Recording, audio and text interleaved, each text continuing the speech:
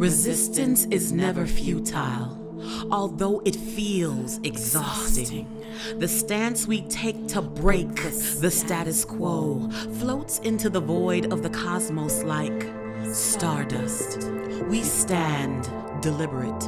We speak vehemently.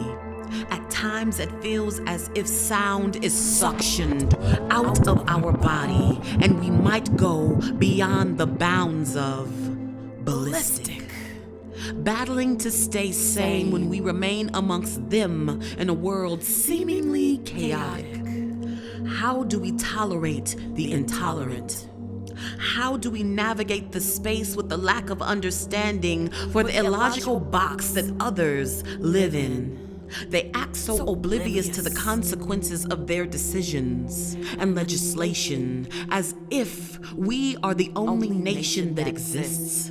As if other people and countries were stripped from the planet when we all have to be here simultaneously. Such a blindfolded privilege. Ask yourself, do others have the right to be? Do all of our differences matter beyond your immediate pressing needs? What is significant to all? Can we live free? Selfishness is the pollution of everything.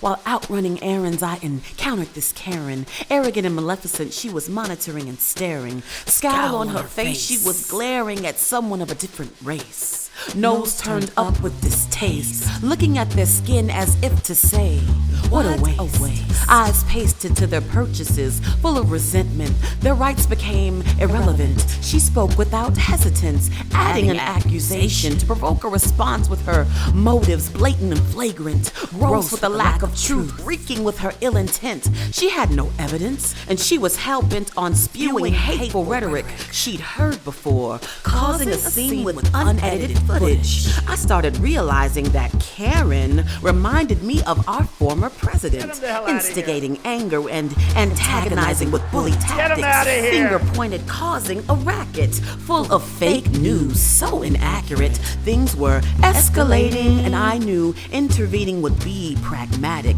yet so discomforting to enter into confrontation. Should I interject into this conversation? I have my reservations, triggered by my own family history and their closed-minded observations.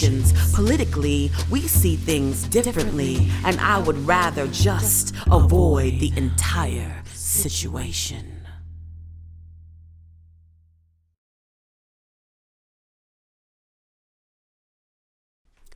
Well, you know how those people are, she sniffed, lips pursed, her thin voice sounding a little extra nasally as she exhaled through her flared nostrils and looked after the boys walking by her. I looked over and realized she was talking to me, expecting me to agree with her.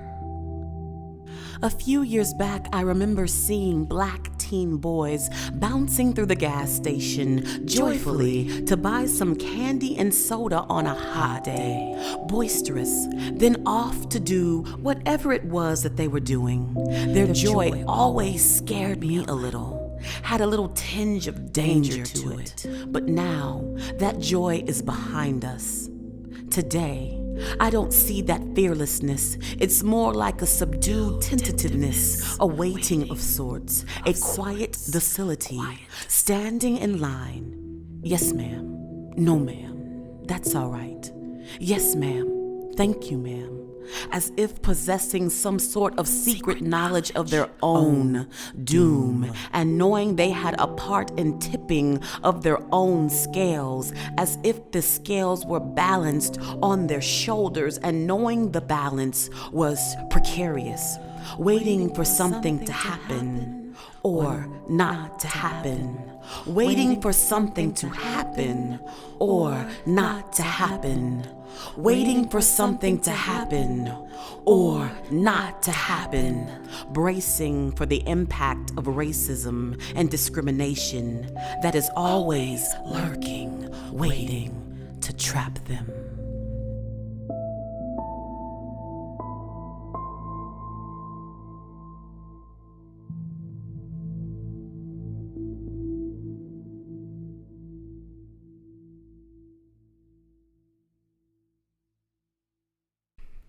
It feels so tight right before election time.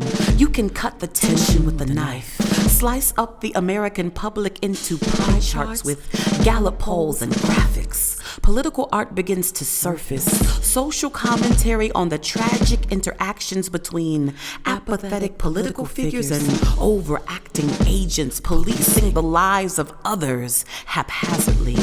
We can never agree on the simple things, let alone the more complicated conflicts and conundrums, creating a quicksand. And we're sinking in their actions and thinking.